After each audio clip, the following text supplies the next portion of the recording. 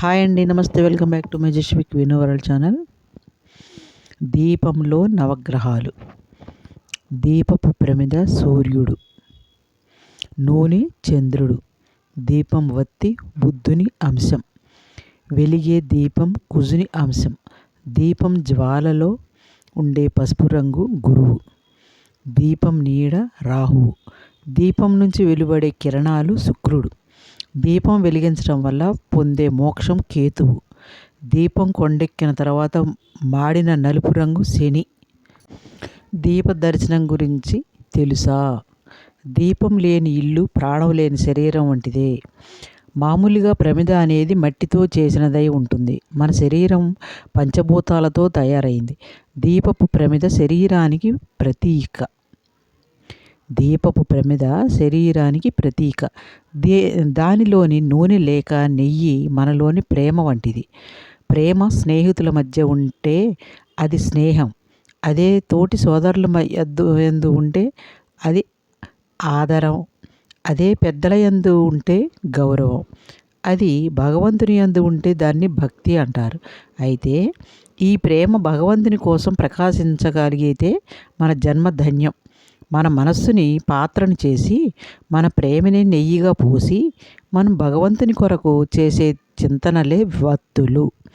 ఆపై మన జ్ఞానమే జ్యోతి అని భావించాలి. అంటే లోపల బయట కనిపించని వస్తువులన్నీ పరమాత్మ మాయం చేయడమే దీపం వెలిగించే అంతర్యం. దీప దర్శన గురించి స్టోరీ ఎంత బాగుంది కదండి. కార్యసిద్ధి పరిహారాలు. ఎన్ని ప్రయత్నాలు చేసినా జీవితంలో స్థిరపడని వారు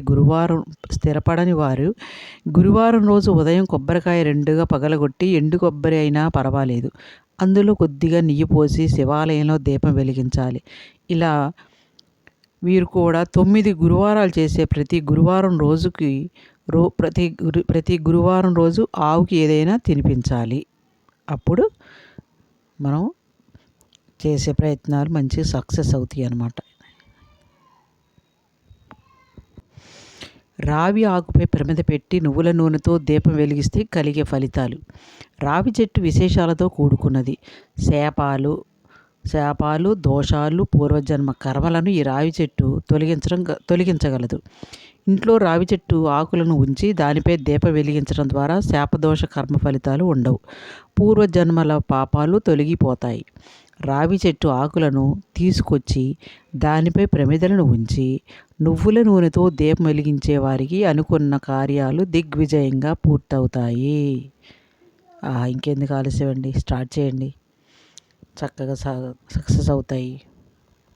నిద్రపోయే ముందు చదివే శ్లోకము.